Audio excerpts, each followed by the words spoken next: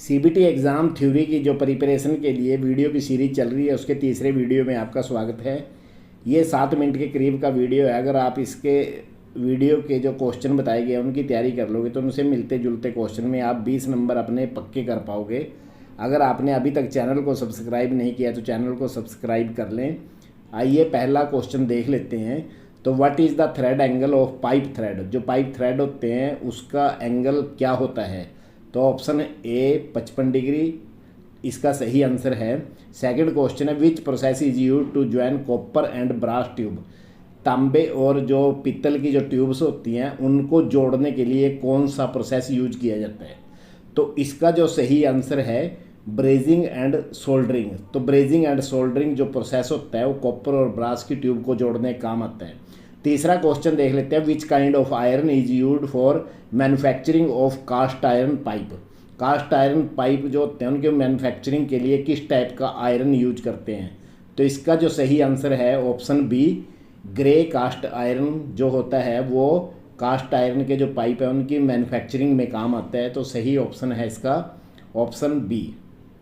बाकी जो ऑप्शन दिए गए हैं इनका भी ध्यान रखना है क्योंकि इनसे मिलते जुलते जो क्वेश्चन हैं वो भी दूसरे में अदला बदली करके क्वेश्चन आते रहते हैं।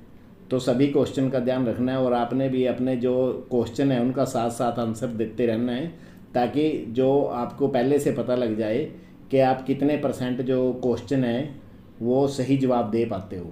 अगला क्वेश्चन देख लेते हैं which fitting is use to increase the length of pipe. Pipe की लेंथ इंक्रीज करने के लिए बढ़ाने के लिए किस प्रकार की फिटिंग यूज करते हैं। तो इसका सही आंसर है ऑप्शन ए सॉकेट। पांचवा क्वेश्चन है where the elbow fitting used. Elbow fitting कहाँ यूज करते हैं। तो जब भी हमें एक एंगल पे जो फ्लो जो पानी का फ्लो या फ्लूइड का फ्लो देना हो तभी हम जो एल्बो फिटिंग यूज करते हैं। तो इसका ऑप्शन बी सही आंसर है। बाकी जो क्रॉस फिटिंग है जो क्रॉस पे कहीं फ्लो पहुंचाना हो तो क्रॉस फिटिंग यूज करते हैं। स्ट्रेट लाइन के लिए सॉकेट फिटिंग यूज करते हैं और रिड्यूसिंग डायमीटर के लिए रिड्यूसर यूज करते हैं। जैसे कि अगले क्वेश्चन में दिखाया गया है ये विच type of pipe fitting is used for reducing diameter of pipe. तो पाइप का जो डायमीटर रिड्यूस करने के लिए तो ऑब्वियसली हम रिड्यूसर ही यूज करेंगे। तो इसका जो ऑप्शन बी है वो सही आंसर है रिड्यूसर। अगला क्वेश्चन देख लेते हैं why is the plug used in pipe fitting. तो बी ऑप्शन इसका सही आंसर है to close a pipe at the end. और कौन सी जो स्टैंडर्ड मेटल बेड फिटिंग होती है बैंड फिटिंग जो पाइप की डायरेक्शन को चेंज करने के काम आती है। तो उसका जो ऑप्शन ए सही आंसर है 180 degree. Which type of pipe fitting is use to connect a branch pipe. तो ऑप्शन बी इसका सही आंसर है tee. What is called the number of gear connecting together. तो गियर ट्रेन है वो उसका ऑप्शन बी है। एक से ज़्यादा जब गियर होते हैं जुड़े हुए तो उसको हम गियर ट्रेन कहते हैं। अगला क्वेश्चन पीसीडी की फुल फॉर्म क्या है गियर के अंदर। तो pitch circle diameter. Option B इसका सही आंसर है। How many types of gear tooth profile are generally used. कितने टाइप की गियर प्रोफाइल होती हैं 2 प्रकार की। ऑप्शन ए इसका सही आंसर है। अगला क्वेश्चन हम देख लेते हैं which is called the diameter at the bottom of the tooth space. तो वो होता है रूट डायमीटर। बी ऑप्शन सही आंसर है। What is called the smaller one in pair of gear. तो ऑप्शन सी इसका सही आंसर है पिनियन। तो जो छोटा गियर होता है उसको पिनियन कहते हैं बड़े वाले को रैक कहते हैं। Which type of gear is used while two intersecting and coplanar shaft. तो जो इंटरसेक्टिंग को प्लानर शाफ्ट होते हैं तो उसका सही आंसर है बेवल गियर होता है वो।